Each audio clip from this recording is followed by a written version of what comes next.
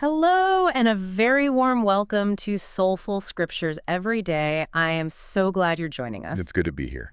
We usually, we take a breath here at the start, try to center ourselves and look for the light in our daily lives. But I have to be honest with you, right up front today, we're going to a place that is a little bit heavier than usual. It is heavy, yeah. It's a place where the light has been dimmed, you could say. Quite literally. It really has. I was reviewing the stack of documents for this deep dive, and I actually found myself having to step away for a moment. It's one of those stories that just forces you to confront some very, very uncomfortable realities. About what? About aging, about business, and, about what we owe to each other as human beings. Absolutely. And the reason we're doing this specific deep dive today is actually because of you, our listener. We had a loyal listener send in an article recently, and I have to tell you, it truly touched my heart. I read it, and I felt this deep, almost urgent need to share it with you immediately. It wasn't just a news piece. It felt like a moral imperative to talk about it. Sometimes a story comes across your desk that just demands attention, doesn't it? What was it about this one that grabbed you so much? It's a story about a place in Canton, Ohio called the House of Loreto. And for decades, this wasn't just a nursing home. It was known as a sanctuary. People actually called it the Vestibule of Heaven. The Vestibule of Heaven. Wow. That is such a beautiful, evocative phrase. Isn't it? It implies a waiting room, but a waiting room full of hope and peace. Not some sterile clinical endpoint, but a spiritual beginning. Exactly. But the tragedy, and that is really the only word we can use here, is how this vestibule has fallen apart. The piece we're looking at, our core source, is from OSV News. It's titled Tragedy and Negligence at the House of Loreto. And they are not using the word tragedy lightly there. Not at all. So our mission for this deep dive is to really unpack the stark contrast that this reporting presents. Because on one side of the history books, you have this ministry built on just deep love, spiritual commitment, and frankly, incredibly high-level professional expertise. And on the other side, the side we're seeing today, you have a business failure, a complete failure driven by negligence. And more than that, I want us to look at the resilience required when you watch a legacy, your entire life's work threatened right in front of your eyes. Because that is exactly what the sisters who built this place are facing. A nightmare scenario. Yeah. So let's unpack what happened at the House of Loreto. To really understand the gravity of this, we have to start with the now. We have to look at the emergency that triggered this whole news cycle. Because this isn't just, a matter of a facility needing a fresh coat of paint or some updated paperwork. This is a full-blown crisis. Right. This isn't a nursing home getting a 3-star review instead of 5 on Google Maps. This is serious legal intervention. The state of Ohio has stepped in. That's correct. We're talking about the Ohio Attorney General, Dave Yost. On January 13th, he announced that the state is actively relocating residents from the facility. Wow. Now, for anyone who isn't familiar with the regulatory landscape of long-term care, I want to be very, very clear. The state moving residents out of a home, that is the nuclear option. It's the absolute last resort. The absolute last resort. Yeah. You do not move 90-year-olds unless there is literally no other choice to keep them alive. It is traumatic to move them. It is a logistical nightmare. So the fact that the state is doing this, well, it tells you everything you need to know about the severity. What does it tell you? It means the system inside that building has collapsed so thoroughly that the state cannot trust the operators to keep people alive for another day. And the language they used in the court filing, it really reflects that urgency. This was filed on January 12th, seeking an emergency order. The state's complaint says that the residents are in, and I'm quoting here, real and present danger of immediate and serious physical harm or death. Real and present danger. In legal terms, that is a siren blaring at full volume. It means this isn't theoretical harm. It's not someone might trip on a rug next month or the paperwork for the fire drill is a bit out of date. Whoa. It means people are unsafe right this second. It defines a situation known in the industry as immediate jeopardy.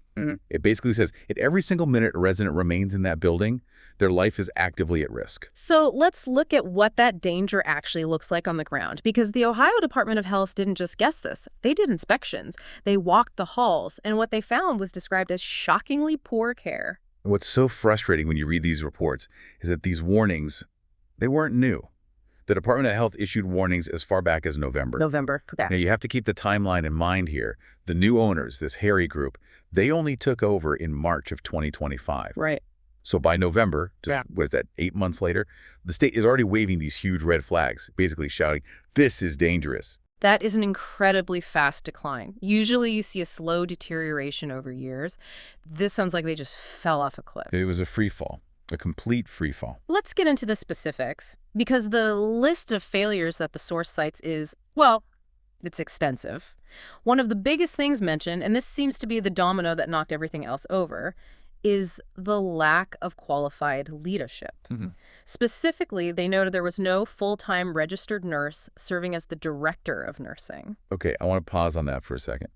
Because to someone outside the healthcare industry, that might just sound like a staffing vacancy. You might think, okay, they're hiring, the position is open, maybe the administrator covers it for a bit. Right, like an inconvenience. Exactly.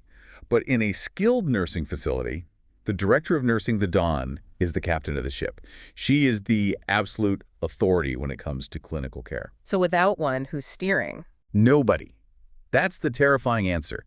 If you don't have a full-time experienced RN in that role, there is no one effectively overseeing medication protocols, wound care strategies, infection control, fall prevention. It creates a vacuum of clinical leadership. What's the difference between the administrator and the Dawn? The administrator handles the business, the bills, the marketing, the payroll, but the Dawn handles the lives. They are the ones who ensure that when a doctor prescribes a medication, it actually gets into the resident system safely and on time. They ensure that if a resident has a bed sore, it's being treated and tracked properly.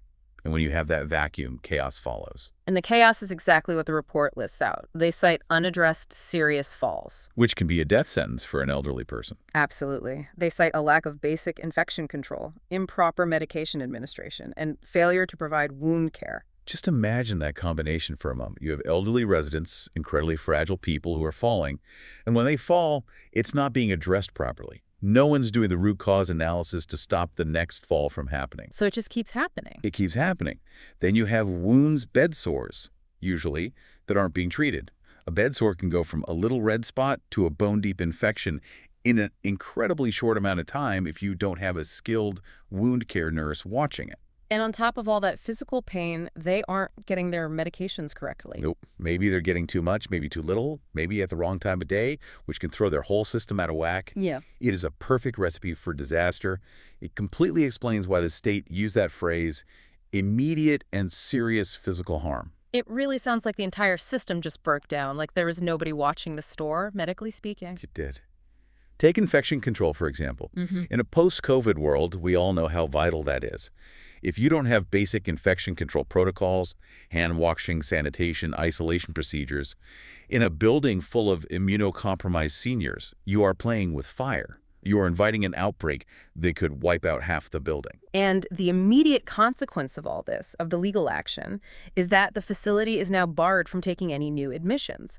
But for the people who are already there, honestly, my heart just breaks for them. As of January 10th, there were still 27 people left living there.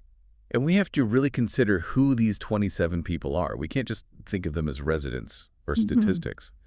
The source article mentions that the average age of the residents is between 92 and 93 years old. 92 and 93. Let that number sink in. These are people in the absolute twilight of their lives. They are likely very, very frail physically. Many probably have cognitive impairments like dementia, or they have lived long, full lives, and they deserve peace. They deserve dignity. And instead? And now, because of this negligence, they are facing the trauma of an emergency relocation. I just can't imagine the confusion. At 93, your room is your world. Your routine is your safety net. You know that the sun hits your favorite chair at 2 p.m. You know which nurse brings your afternoon tea. And then suddenly, strangers are coming in to pack your things because the state says it's not safe for you to stay here anymore. It's called transfer trauma, and it's a very real medical phenomenon. For a frail elderly person, a sudden move like this can actually accelerate their decline. It can cause severe depression, anxiety, even physical setbacks. And they're being moved to strange places. Strange places, away from any staff they might know and trust, away from the view out the window they love, and it's all happening in the middle of a crisis. It's a massive logistical and emotional toll. And it's entirely man-made. This wasn't a tornado hitting the building. This wasn't a flood. This was not an act of God. Precisely. It was a failure of management. It was a failure of stewardship.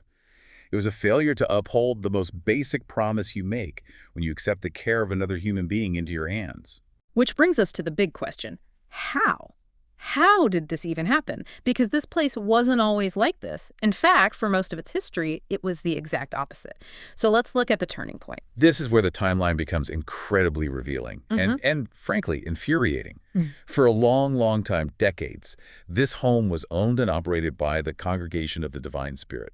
These are Catholic women, religious, or nuns. Right. And for 60 years, they ran the place, built its reputation, and then they sold it. The sale date was March 2025. March 2025. They sold it to a company called Harry Group, LLC. This is a for-profit company. And here we are now in January 2026. So from the sale in March to the state intervention in January, that's what, 10 months? Less than a year? It's a staggeringly fast collapse. It takes decades, literally 60 years in this case, to build a reputation like the House of Loreto had. And it took less than 10 months for it to deteriorate to the point where the Attorney General of Ohio says, get everyone out now. That timeline is just, it's shocking.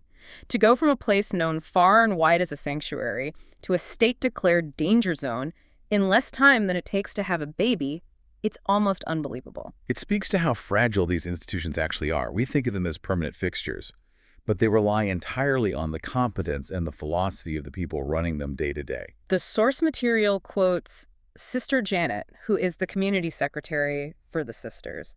And listening to her perspective is really tough because you can just feel the regret, or at least the shock. She said the new owners, the Hari Group, they talked a good talk. Ugh, that phrase, talked a good talk. It's so hauntingly common in these kinds of business acquisitions. When an entity like a for-profit group comes in to buy a mission-driven facility, they know the language. They know what the sisters want to hear. You know the buzzwords. They know all the buzzwords. Compassion, care, legacy, community. They've got it down pat. She said they expressed a real interest in caring for the elderly. They had big dreams. They told the sisters they were going to bring in a pharmacy and a care group. It sounds like they sold them on this idea that they were going to upgrade the place, bring in new resources, modernize things that the sisters couldn't afford to do on their own. And that's the pitch. Yeah. It's the dream pitch. We have the capital, we have the networks, we have the business efficiencies you don't have. We can take your beautiful legacy and supercharge it for the 21st century. Right. But as Sister Janet put it so bluntly, it ended up being all talk. The disconnect is what gets me. It's fascinating, and it's so sad. You have the pitch during the handshake in March where everyone is smiling and hopeful, and then you have the reality of the court order in January. It highlights a fundamental tension in healthcare, especially in the United States.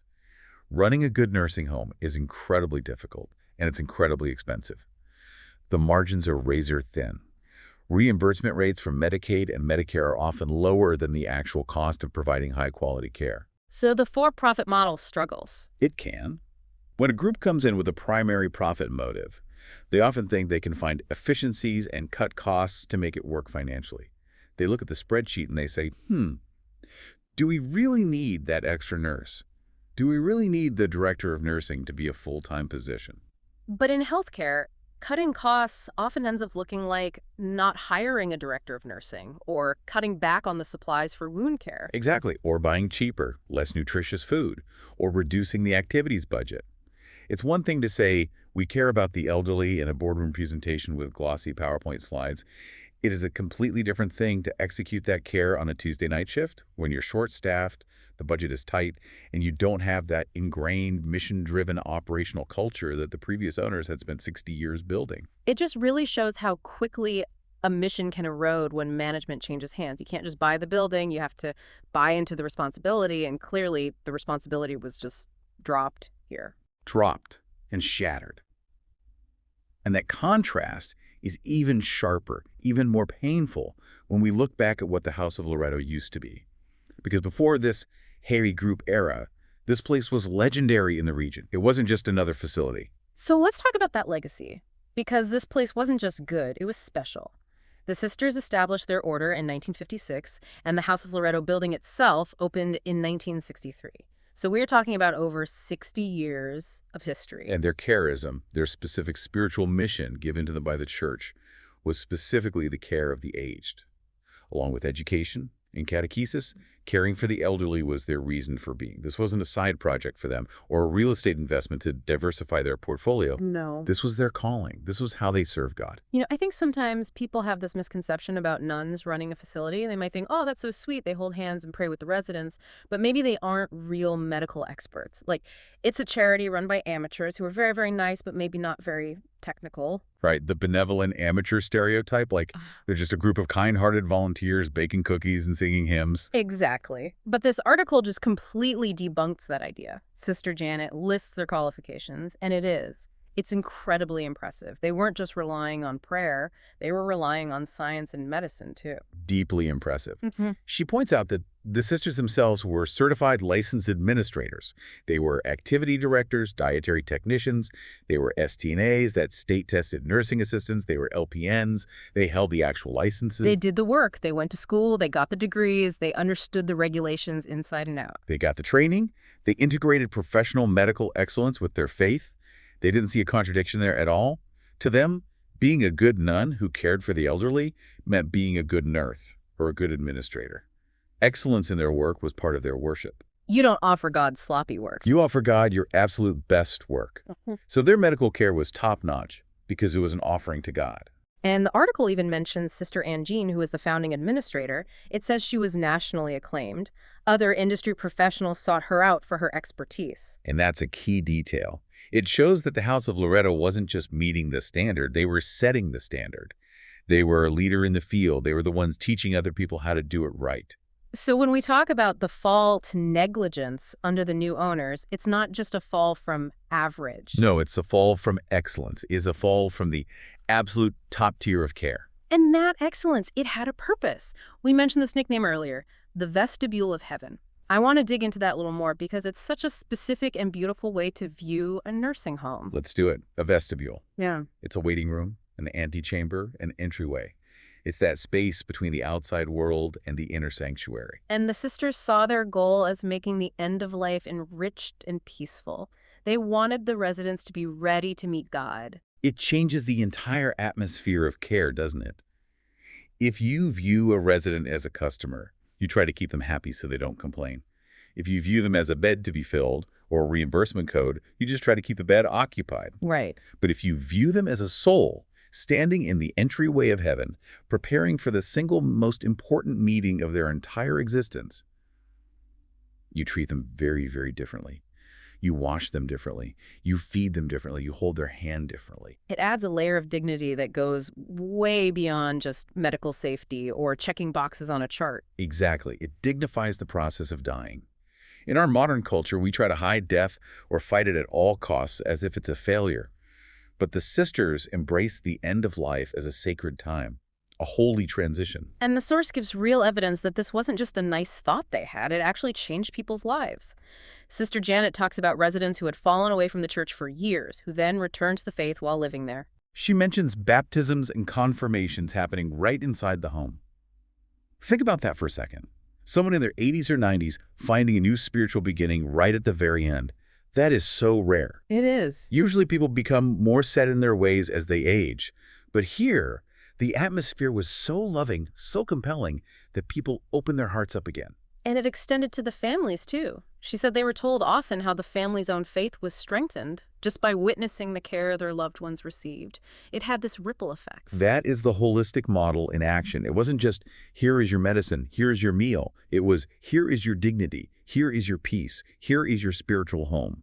They created an environment where death wasn't feared as a medical failure, but was prepared for as a spiritual transition. Which makes the current situation just, wrenching. That's the word Sister Janet used, wrenching. And to really understand why it hurts them so much, we have to talk about the geography of this tragedy. This isn't happening across town or in a different state where they can just read about it in the news. The article mentions that the nursing home is adjacent to the congregation's mother house. Oh, wow. So they are right next door. They are neighbors. They share the land. The sisters have to look out their windows or walk past the building every single day and see this happening. They have to watch the ambulances or the state officials arriving. They have to witness the decline of the place they poured their lives into since 1963. That adds such a profound layer of personal pain. It's like selling your childhood home to someone who promises to lovingly restore it. and then watching from the house next door as they let the roof cave in and the windows shatter. That's a perfect analogy. Sister Janet said this is a shock that they did what they did. You could just hear the disbelief in that quote. They trusted these people. They vetted them, presumably. And now they are watching a disaster unfold on their own doorstep. It's the pain of proximity. It's one thing to sell a business and move to Florida and never see it again. It's a completely different thing to live next door and watch the new owners run it into the ground in 10 months. You can't look away. And imagine the helplessness. They don't own it anymore. They can't just run over there and fix it. They can't fire the negligent staff or hire a new Dawn. They have to just watch as the state intervenes because they no longer have the legal authority to do anything themselves. Now, the Diocese of Youngstown also weighed in on this, and it sounds like they had to do a little bit of PR damage control, right? Because I imagine a lot of people see Catholic nursing home and just assume the local bishop is in charge. They did. The diocese released a statement to clarify, hey, just so everyone knows, we never owned this. It was owned by the Sisters, which is a separate legal and canonical entity in the church structure. They needed to make sure people understood that the church hierarchy wasn't managing this failure. It's an important distinction for liability and for public perception. But the statement from their bishop, Bishop David Bonar, it didn't just feel defensive, it seemed really heartfelt. It was. He used words like deeply saddened. He took time to acknowledge the compassionate, faith-filled care the facility used to be known for. He went out of his way to validate the sisters' legacy. He said it was painful to see that legacy being overshadowed by this new failure. And I think that's a real fear here, that when people think of the House of Loreto from now on, they won't think of the 60 years of love and care. No. They'll think of the Attorney General's report. They'll think of the scandal. That is the cruelty of a scandal like this. Oh. It threatens to rewrite history. It threatens to erase the memory of all the good work because the ending was so catastrophically bad. Yeah. It creates this recency bias where the failure is all anyone remembers. Now, in all of this, there is one group we haven't heard much from at all. The new owners, the Hari Group. Complete silence. The source notes that a staffer at the facility advised the reporter that the owners had no comment on the matter. No comment. 27 elderly people are being evacuated from their homes. The Attorney General is filing lawsuits. The Department of Health has issued scathing warnings for months, and no comment. It speaks volumes, doesn't it? Yeah. It suggests a group that is either completely overwhelmed, thoroughly lawyered up and told not to speak, or maybe they're simply indifferent.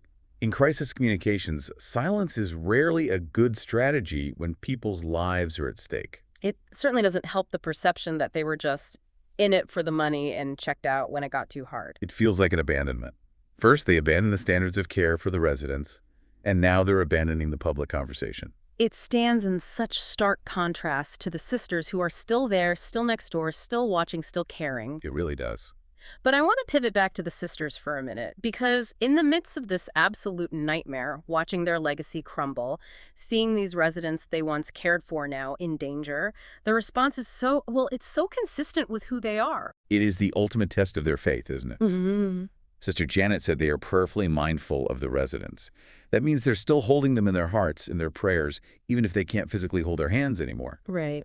But then she said something that it really struck me. She said, we are very trustful that God can bring good out of evil. God can bring good out of evil. To be able to say that while the Attorney General is literally shutting down the building next door, that is a profound theological stance. That is not a cliche you just toss out there. That is a battle cry of faith. It really is. It's refusing to let despair win. It's looking at the complete wreckage of your life's work and saying, this is not the end of the story. It's the difficulty of letting go taken to the absolute extreme. Yeah. They gave up control of the facility back in March. Now they have to watch the devastating consequences of that decision. And yet, they're actively choosing to trust that somehow, in a way they maybe can't even see yet, good will come from this. And that is an incredibly hard thing to do. When you see suffering, especially preventable suffering caused by negligence, the natural human reaction is anger, or despair, or cynicism, but they are choosing trust. Maybe the good is that the state intervened before anyone actually died. That is a mercy, a good that came out of this evil. That's true. Maybe the good is the way the local community is now rallying around these 27 residents to find them new homes. Maybe families are reconnecting because of the crisis. Or maybe the good is simply the witness of their dignity in the face of this disaster. The fact that they aren't out there screaming or filing their own lawsuits, but praying. They are modeling for all of us how to handle catastrophic loss with grace. It's a lot to process. It challenges our own reactions to failure and loss in our lives. It forces you to ask, could I react that way if my life's work was destroyed in 10 months? It certainly does. It's a lesson in detachment and faith that is much, much harder to live than it is to talk about. So let's try to bring this all together. What does this all mean for us? We've looked at the emergency, the state stepping in to save these 92 and 93-year-olds from what they called immediate danger. We've looked at the timeline, that rapid, heartbreaking descent from a mission-driven ministry to a failed, negligent business operation in under a year. We've seen just how fragile these good institutions can be when the leadership changes. Yeah. We've seen that you can't just swap out nuns for corporation and expect the same soul to remain in the building. And we've remembered the vestibule of heaven, that incredible legacy of professional spiritual care that the sisters built for decades. We've reminded ourselves that competence and faith can and should go hand in hand, that you can be holy and highly skilled at the same time. And finally, we see the resilience of the sisters, standing in the wreckage but still holding on to their faith. We see them actively looking for the redemptive arc, even in the middle of the tragedy. It really makes you think about the fragility of good things.